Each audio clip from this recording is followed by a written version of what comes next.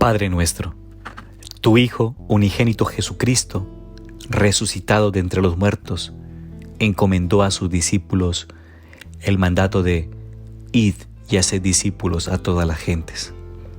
Tú nos recuerdas que a través de nuestro bautismo somos partícipes de la misión de la Iglesia.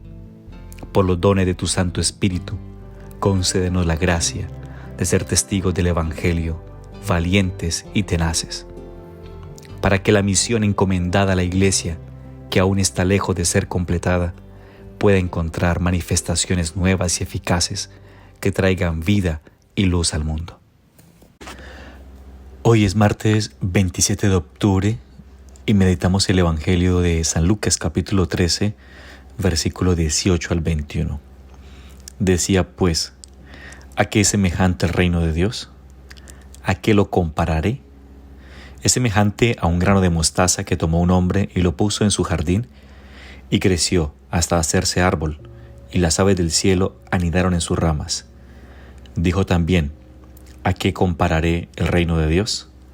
Es semejante a la levadura que tomó una mujer y la metió en 3 medidas de harina hasta que fermentó todo. Palabra del Señor. Gloria a ti, Señor Jesús. Jesús utiliza la parábola, esta imagen del grano de mostaza, que aun siendo la más pequeña de todas las semillas, está llena de vida, crece hasta hacerse más alta que las demás hortalizas.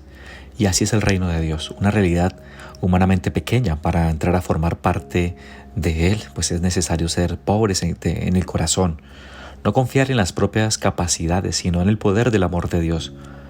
No actuar para ser importantes ante los ojos del mundo, sino preciosos ante los ojos de Dios, que tiene predilección por los sencillos y humildes. Cuando vivimos así, a través de nosotros, irrumpe la fuerza de Cristo y transforma lo que es pequeño y modesto en una realidad que fermenta toda la masa del mundo y de la historia. Y esto nos lo ha dicho el Papa Francisco en el 2015, una homilía el 14 de junio. Hermanos, el grano de mostaza y la levadura simbolizan la Iglesia, que reducida al principio a un grupo de discípulos se fue extendiendo con la fuerza del Espíritu Santo hasta acoger en ella a todos los pueblos. Ya en el siglo II, Tertuliano afirmaba, somos de ayer y lo llenamos todo. El Señor entonces, con esta parábola, decía San Juan Crisóstomo, del grano de mostaza, les incita a la fe y les hace ver que la predicación del Evangelio se propagará a pesar de todo. Los más débiles, los más pequeños entre nosotros eran los discípulos del Señor, pero como había en ellos una fuerza grande, ésta se desplegó por todo el mundo. Por eso el cristiano no debe desanimarse ante la pequeñez y la debilidad con que aparecen las obras de su apostolado. Con la gracia de Dios y la fidelidad irán creciendo como el grano de mostaza a pesar de las dificultades. Así como la levadura va poco a poco fermentando y asimilando toda la masa, de la misma manera la Iglesia va convirtiendo a todos los pueblos. Ahora, con el transcurrir de los años, Santa Teresa de Calcuta alcanzó renombre mundial y le empezaron a llover premios y condecoraciones. Entre otros, se le otorgó en 1979 el Premio Nobel de la Paz. Para ella fue una sorpresa. Creía que nunca lo obtendría porque pensaba que el jurado estaba dominado por protestantes y ella sabía bien que su fidelidad a la moral católica no era bien vista en sectores cristianos diversos. En Oslo, la gente salió a recibirla a la calle. Al recoger el premio solo dijo, en 1979, personalmente no lo merezco.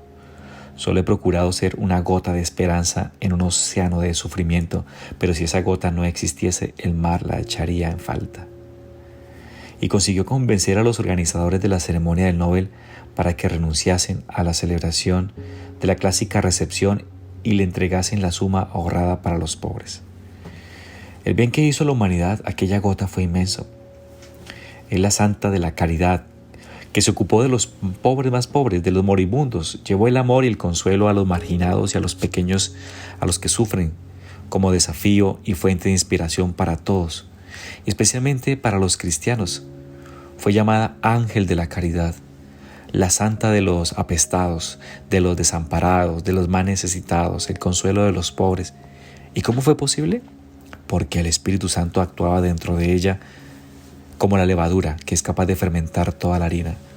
Actuaba como si fuera un grano de mostaza, pequeñito, pero dentro está lleno de vida y de fuerza y va hacia adelante hasta hacerse un árbol.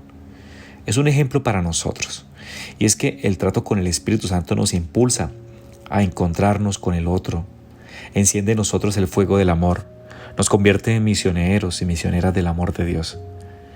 Fue signo de contradicción porque gritó a las conciencias de los ricos que no pueden estar dormidos ante la lágrima de los que sufren, y sacó de su sopor a los buenos cristianos al ponerse ante sus ojos el grave pecado de la indiferencia, el triste pecado de omisión que consiente que el mal crezca impunemente.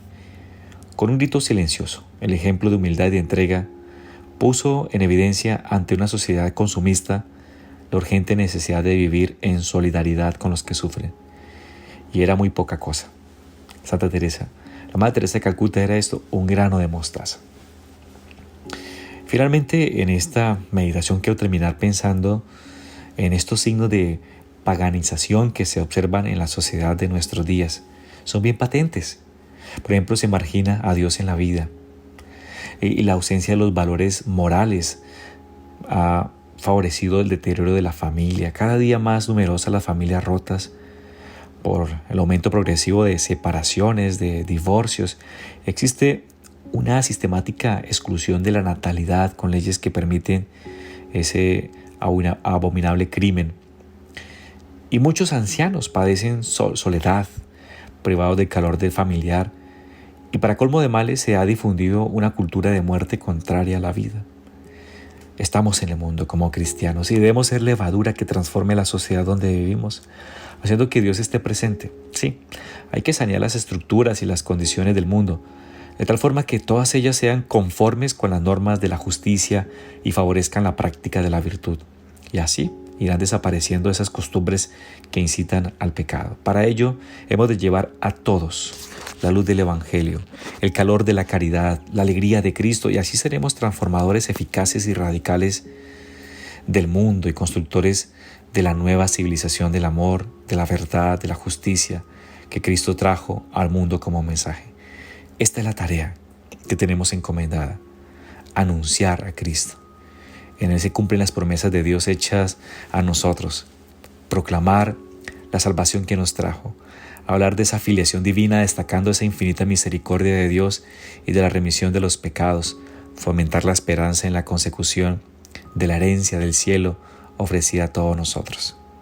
Finalmente se puede pensar que la tarea no es fácil. Efectivamente, viendo el panorama del mundo, conociendo el ambiente que se respira, teniendo en cuenta los poderosos medios de comunicación que hay al servicio de ideologías anticristianas, es una labor difícil, pero tenemos que estar llenos de optimismo, porque contamos con nuestro Dios omnipotente y misericordioso. Somos poca cosa, sí.